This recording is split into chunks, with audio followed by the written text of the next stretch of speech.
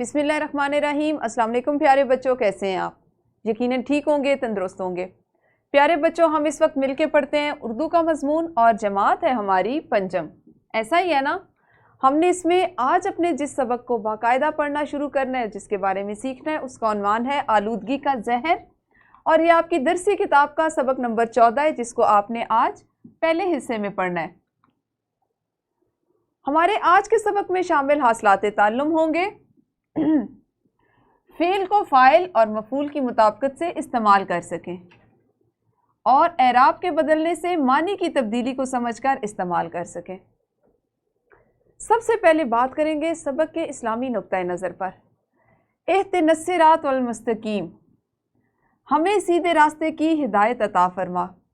آپ کو پتہ ہے نا، یہ دعا ہے اور ہم اس کو سب سے پہلی صورت میں سورہ فاتحہ میں پڑھتے ہیں، اور ہم اللہ سے کیا دعا کرتے ہیں کہ یا اللہ ہمیں سیدھے راستے کی ہدایت عطا فرما۔ کون سا سیدھا راستہ؟ وہ راستہ کہ جس پہ اللہ کے پسندیدہ بندے چلتے ہیں اور اللہ ان سے خوش ہوتا ہے۔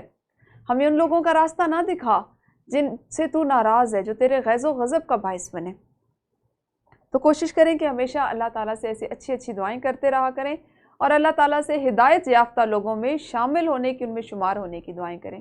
ٹھیک ہے، جلدی سے کرتے ہیں ہم دہرائی، اور دہرائی میں آپ کو پتہ ہے ہم نے تصاویر کو سمجھنا، ان پر بات کرنا، ماحول میں اگر کوئی چیز ہے اس کا مشاہدہ کرنا، اس پر بات کرنا سیکھا تھا۔ اگر ابھی میں آپ سے بات کروں کہ آپ اس وقت ویڈیو کو روکیں اور آپ کی جماعت میں جتنے چارٹ لگے ہوئے ہیں ان سب پہ بات کریں، تو یقیناً آپ کے لیے آسان ہوگا۔ اس کی وجہ کیا ہے؟ آپ ان تمام چیزوں سے واقف ہو چکے ہیں۔ آپ کی جماعت میں جو چارٹ لگے ہوئے ہیں، ہو سکتا ہے اس سے قبل آپ نے کسی وقت بیٹھے ہوئے کسی چارٹ پہ غور کیا ہو، اس پہ بات کی ہو۔ ایسا ہی ہے نا؟ ہم کیا کرتے ہیں جب ہمیں ارد گرد تصاویر دکھائی دیتی ہیں، ہمارے ارد گرد کوئی واقعہ رونما ہوتا ہے، تو ہمارا ذہن زیادہ تیزی سے کام کرتا ہے، عام حالت سے زیادہ تیزی سے کام کرتا ہے، اور اس چیز پہ غور کرتا ہے، اس پہ فوراً سے کوئی رائے قائم کرتا ہے، اور یہی چیز ہم آپ کو بار بار سکھا رہے ہیں تاکہ آپ کی قوت فیصلہ، قوت ارادی جو ہے وہ مضبوط ہو۔ اچھا، آپ کے سامنے یہاں پر چند تصاویر ہیں، 4 تصاویر ہیں۔ ایک یہ تصویر ہے، ایک یہ ہے، پھر یہ ہے، اور یہ ہے۔ ٹھیک ہے، آپ نے کیا کرنا ہے کہ ہر طالب علم نے کسی ایک تصویر کے بارے میں 2 جملے ضرور بولنے ہیں کہ یہ تصویر کیا ظاہر کر رہی ہے، آپ کو اس سے کیا سمجھ میں آیا۔ آپ کو پتہ ہے دہرائی ہم 2 سے 3 منٹ میں کرتے ہیں، اور اس کے بعد ہم اپنے اگلے سبق کو شروع کرتے ہیں جو ہم نے چیز پڑھنی ہوتی ہے۔ تو آپ جلدی سے ان تصاویر کو سمجھیے اور اس پہ اظہار خیال کیجیے۔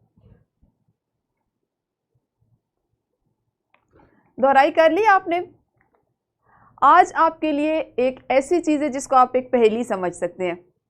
آپ نے میں صرف آپ کو پڑھ کے بتاؤں گی، میں بالکل اس کی وضاحت نہیں کروں گی، اور آپ نے خود سوچنا ہے۔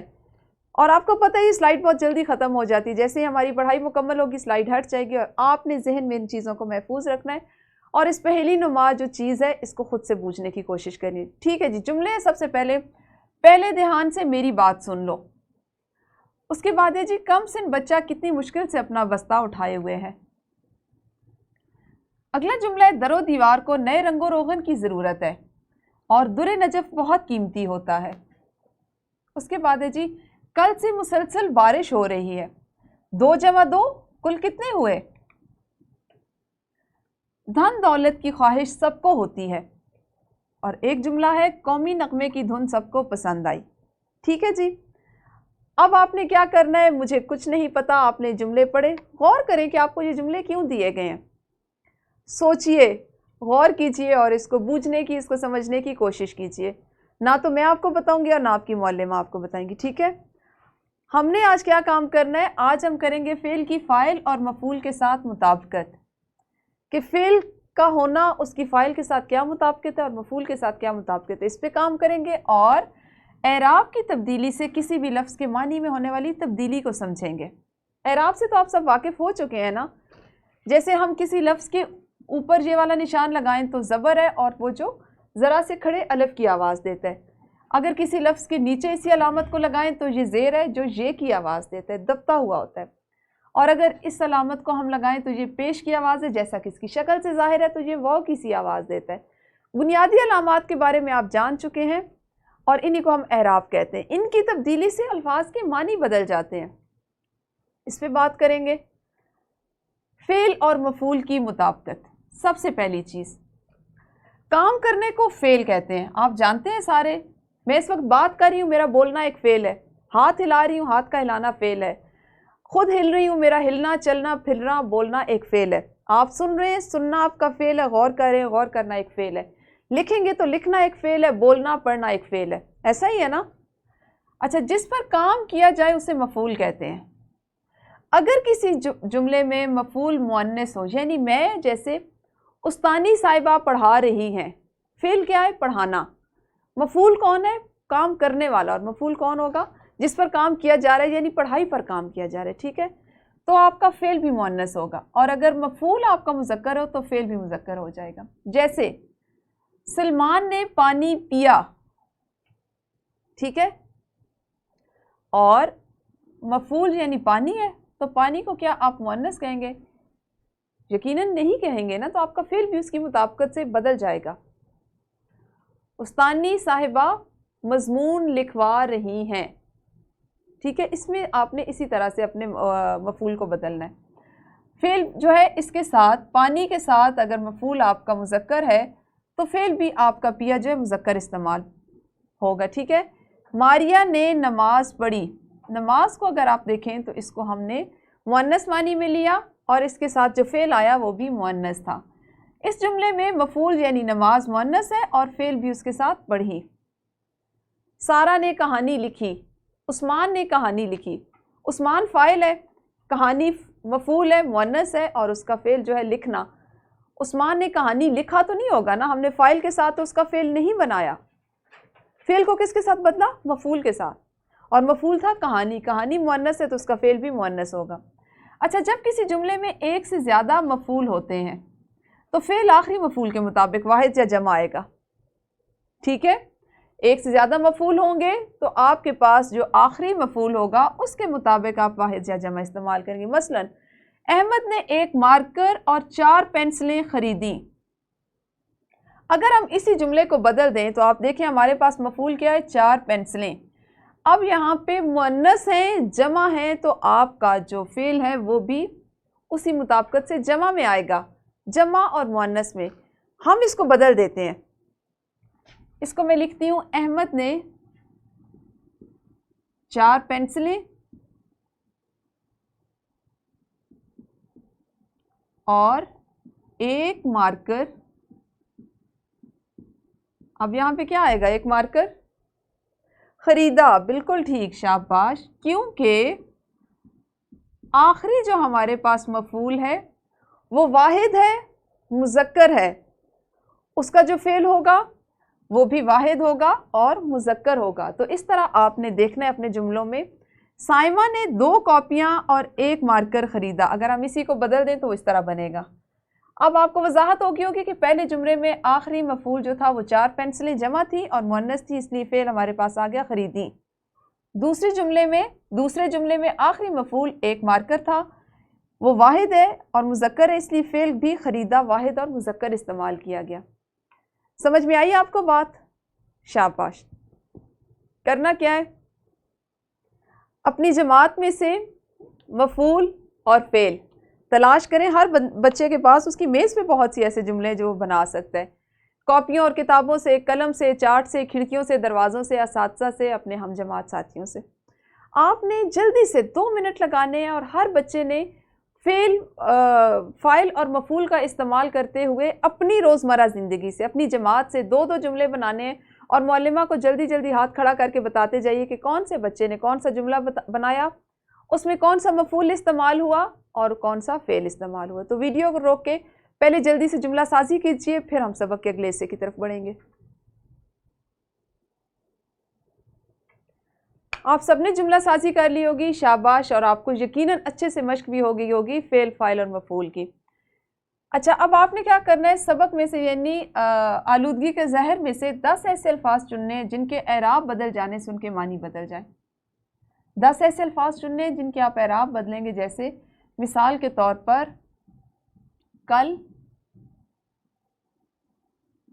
اور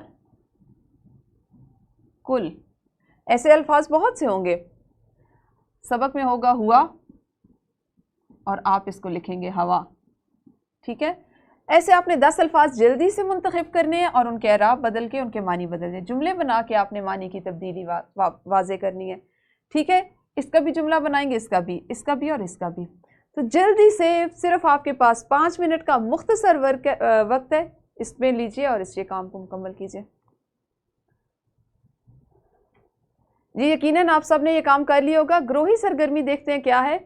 آپ کی معلمہ آپ کو مناسب گروہوں میں بانٹ کر ہر گروہ کو 5 ایسے فقرے لکھوائیں جن میں مطابقت کی غلطیاں ہوں۔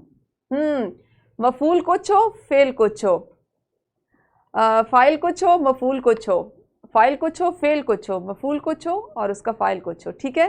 اس طرح کی غلطیوں والے آپ کی معلمہ آپ کو ہر گروہ کو 5 جملے لکھوائیں گی۔ آپ نے مشورہ کرنا ہے اپنے ہم جماعت ساتھیوں سے، اپنے گروہ کے لوگوں سے، اور ان کو درست کرنا ہے۔ پھر آپ نے ہر گروہ نے ایک دوسرے کے جملے بھی لکھنے ہیں، چیک کرنے ہیں، دیکھنے ہیں، ان کی جانچ کرنی ہے۔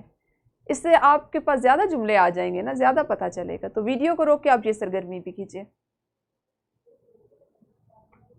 ہاں جی، سرگرمی مکمل ہو گئی، اچھے سے ہماری مشق ہوگی فعل کی فاعل کے ساتھ اور مفعول کے ساتھ مطابقت کی۔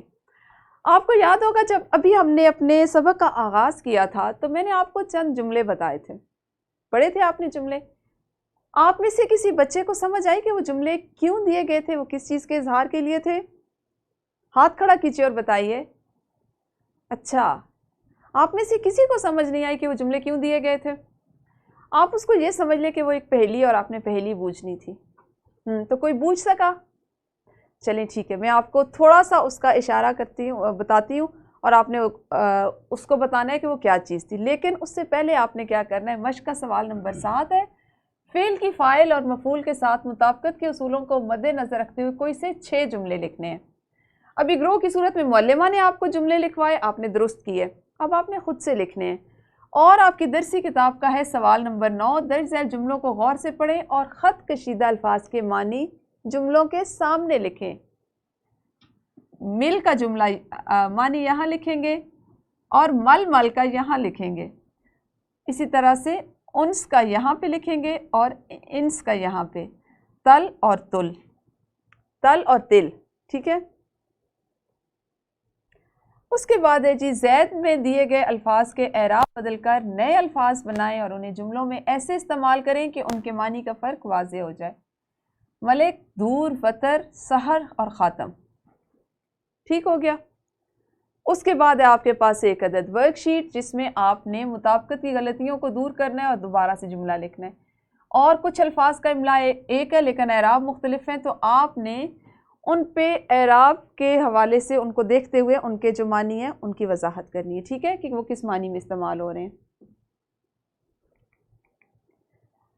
کل ہم بات کریں گے جو میں نے آپ کو ابتدا میں کام دیا تھا کہ وہ کیا تھا اور اس پہ آپ کا کیا جواب ہونا چاہیے۔ تو کل ملیں گے اگلے سبق کے ساتھ، اس وقت تک اپنا خیال رکھیے، اللہ حافظ، شکریہ۔